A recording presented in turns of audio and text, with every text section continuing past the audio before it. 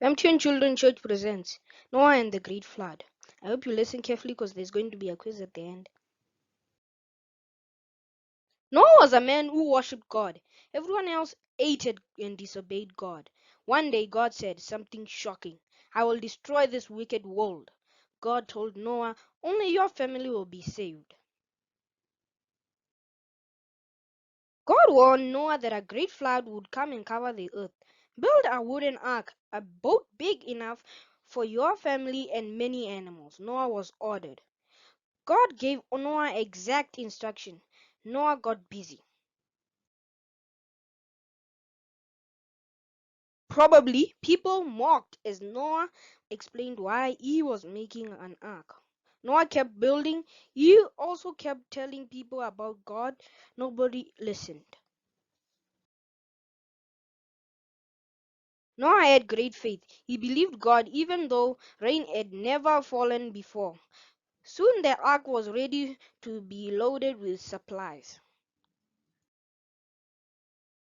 Now came the animals. God brought 7 of some species, 2 of others, birds great and small, beasts tiny and tall, made their way to the ark.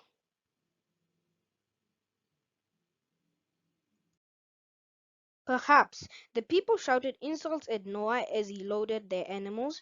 They did not stop sinning against the Lord. They did not ask to enter the ark. Finally, all the animals and birds were aboard. Come in the ark, God invited Noah. You and your family. Noah and his wife, his 3 sons, and their wives entered the ark. Then God shut the door.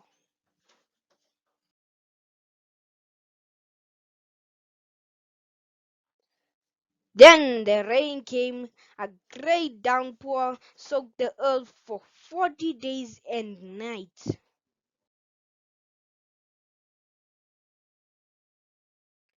Flood waters poured over towns and villages. When the rain stopped, even the mountains were underwater. Everything that breathed air died. As the waters rose, the ark floated on top. It may have been dark inside, maybe bumpy, maybe even scary, but the ark sheltered Noah from the flood. After 5 months of flooding, God sent a drying wind. Slowly the ark came to rest high in the mountains of Arata. Noah stayed inside another 40 days as the waters lowered. Noah sent a raven and a dove out of the ark's open window. Not finding a dry, clean place to rest, the dove returned to Noah. A week later, Noah tried again. The dove came back with a new olive leaf in its beak. The next week, Noah knew the earth was dry because the dove did not return. God told Noah it was time to leave the ark. Together, Noah and his family unloaded the animals. How grateful Noah must have felt. He built an altar and worshipped God who had saved him and his family from the awful flood. God gave Noah a wonderful promise. Never again would he send a flood to judge human sin. God gave a great reminder of his promise. The rainbow was a sign of God's promise.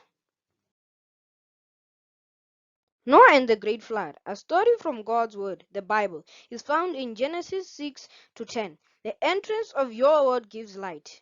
Psalms 119, verse 130. The end. Thanks for listening to the story. Now there's going to be a quiz.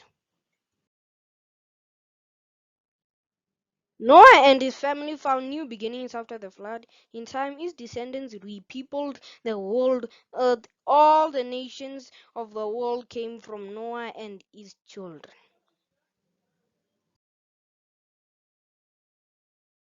The quiz for kids.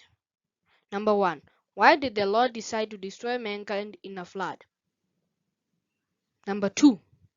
How many pairs of each clean animal did Noah take on the ark? Number 3. How many people rode on the ark? Number 4. How long did the rain last? Number 5. Which animal did Noah send out to see if the land was dry? Number 6. Where did the ark come to rest after the flood? Number 7. God made a covenant with Noah and his sons to never again send a flood to destroy the earth. What was the signs of this covenant?